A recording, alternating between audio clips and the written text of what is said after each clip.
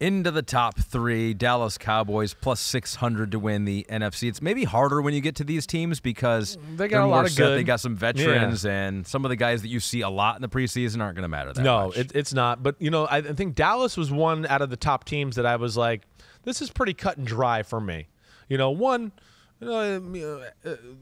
Just for some fodder here, the third receiver. All right, and this is not my pick, but I just want to tell, hey, the third receiver, who's going to jump up and be the third receiver? I know right now, hey, we know it's CeeDee Lamb and Brandon Cooks. Mm-hmm. Can Michael Gallup get back to what he was? Because if he can, then watch out. They'll be scary, right? Or is it Tolbert, who they drafted 2 years ago, Jalen Tolbert, right?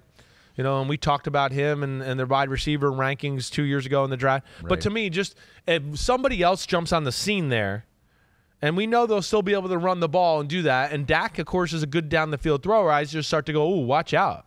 Because you add a third guy to that group, and you said that's a tough matchup across the board. But the guy I'm going to go with, and to me, one of the issues with their team last year, and we talked about this a lot, right? We talked about it when they were going to play the Eagles. We talked about it when they were going to play the 49ers. Are they big enough up front to hang in there with those teams? So I'm going to go with, Mazi Smith from the Blue. Maize and Blue. Right. I'm all confused. Mazi, Blue. You often mess up his name, first name, but you nailed that. I know. You gave him the last name of Blue. Oh, shit. Mazi Smith. Cute. Yeah. Mazi Smith is the guy I'm going to look at. Yeah. They're a team that is got a lot of athletes and disruptors on the D line and the front seven. But I always worried about them against the bigger teams, the bigger O-lines in football. Can they hang in there?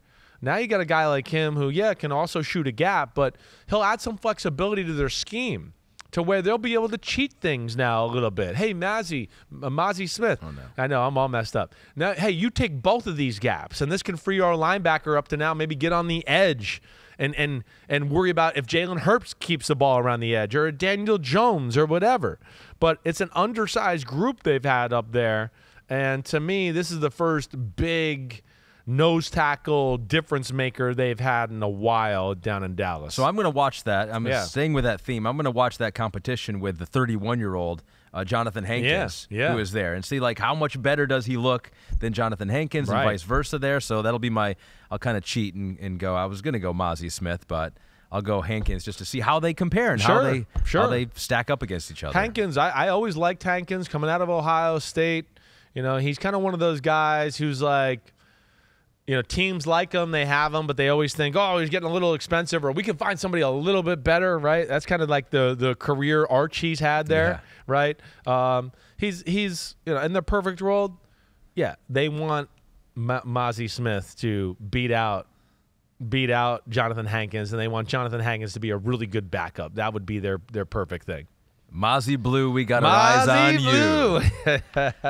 Yo, thanks for watching, homies. I appreciate it. As always, the NFL season is right around the corner, so now it's your turn to hit subscribe to Chris Simms Unbuttoned. If you want to get all the training camp battles, preseason film review, playoff predictions, and much, much more, you know where to find it. It's right here, Chris Simms Unbuttoned. Please subscribe. Thanks again for watching. Peace out, homies. See you soon.